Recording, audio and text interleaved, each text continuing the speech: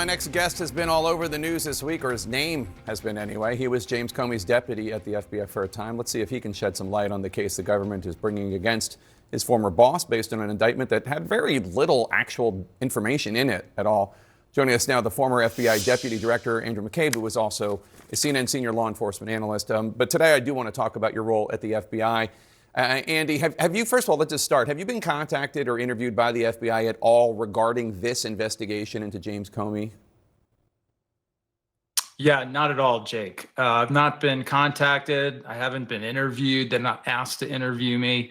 And of course, if my interactions with Jim Comey 9 years ago in October 2016 was going to be the basis of this entire prosecution, it's unbelievable to think that prosecutors wouldn't at least want to sit down and hear what I had to say about it.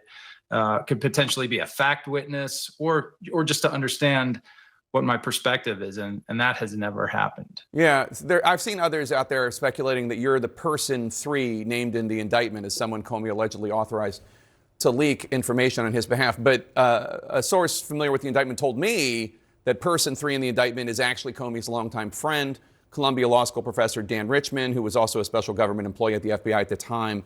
Is that your understanding as well, or do you not know? Yeah, well, I mean, none of us know with great specificity because, as you said, the indictment really has no facts in it whatsoever. But as far as I'm concerned, I absolutely do not believe it's referring to me in any way. There's a couple of reasons for that. First, I never asked Jim Comey to authorize any disclosure to the media because I didn't have to. At that time in the FBI, there's only 2 people who had the authority to make that decision independently. One was Jim Comey and the other was me. It was something I did as a part of my job pretty routinely. So around that exchange in October, just that request never happened, which would make his answer to Chuck Grassley's question in 2017, if that's what they've clearly indicted him about, doesn't really have anything to do with me. As far as Mr. Richman is concerned, there were a number of leak cases opened by the FBI in 2017. And at least one of those included several articles in which information about our investigations had appeared and potentially in an unauthorized, not in an officially authorized fashion. Mr. Richman was interviewed and investigated as a part of those leak cases. I would expect that Jim Comey, and probably I, was also included in the initial list of potential suspects, as is very routine in leak cases. Every person who has access or had access to the information that is thought to have been leaked is included in that group of suspects initially. But those cases were all closed in 2020. So after 3 years of investigating, after interviewing Mr. Richman, after no doubt looking at computer and telephone records from everyone who had access to that information, these cases were closed without any requests for indictments. Yeah. So the idea that they would use those cases now, all these years later, is bizarre. Well, the source familiar with the indictment told me that it actually is in reference to what was called the Arctic Haze leak investigation, which deals with those 4 stories that you're referring to in the New York Times, Washington Post, and the Wall Street Journal. Richman was interviewed. Richman denied that Comey authorized him to leak. But let me ask you just more broadly. The indictment says that Comey lied in 2017 and then again in 2020 when he was asked about the 2017 testimony, when he denied having ever, quote, authorized someone else at the FBI to be an anonymous source in news reports about the Trump investigation or the Clinton investigation, unquote. Given your experience with Comey, was he honest when he said he had never authorized a leak?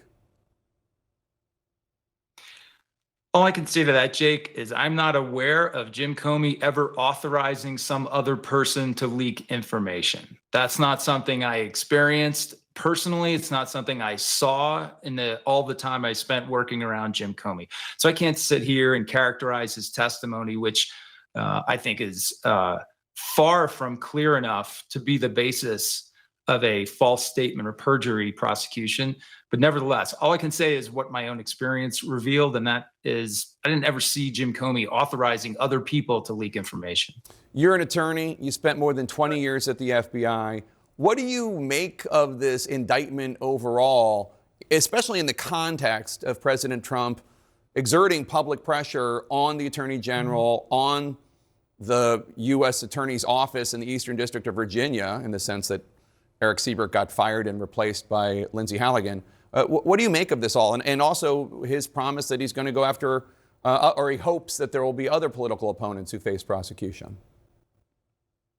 I mean, there's only one thing to make of it, Jake. It is absolutely what the president himself characterized it as. It's vengeance. This is the revenge tour. It's the tour he promised when he ran for office in 2024.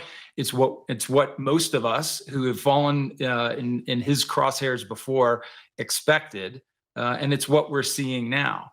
And I absolutely expect we'll see more people fall into the same sort of vindictive prosecutorial defense posture. And let me just say, Jake, I'll take you back to 2017, the beginning of the Trump administration, when President Trump started having his first interactions with Jim Comey, which really troubled us to the extent that Jim wrote those now infamous memos about it. And those first few interactions, we would talk about them after the fact, and we were almost naive in thinking, is this president actually trying to influence our investigative decision making? We didn't want to believe it. So we started almost contorting ourselves to make up other excuses for what we saw was happening. Well, we thought, well, he's never worked around prosecutors or the department before. He's not familiar with the norms of how we do this independently. That was until he came out and absolutely explicitly asked us to drop the case against Mike Flynn. It was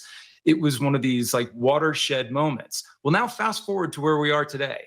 Those requests aren't happening quietly between the president and the director of the FBI in the Oval Office. They're happening on social media. We can all see exactly what he's saying, what he intends to do. His intention is vengeance. And that is what he's going after. I don't think there's anything that'll stop him. Are you worried that you're going to become a target? Of course. Who wouldn't be, right? Anyone who worked in the FBI around those cases at that time has got to seriously consider that you might once again, and I've been here before, it's been going on with me for years. I was investigated baselessly in a criminal investigation for 2 years that ultimately collapsed under its own weight. I've been audited. I've been investigated by multiple special counsels, the IG, Senate Intelligence Committee, House Intelligence Committee. So that I expect that will continue. I'm absolutely confident in the work that we did. We weren't perfect, but we never committed a crime or did something intentionally wrong, intentionally misrepresented anything, never. So I'm not worried. I'm just kind of exhausted. Andy McCabe, thank you, sir. Appreciate it. Thanks.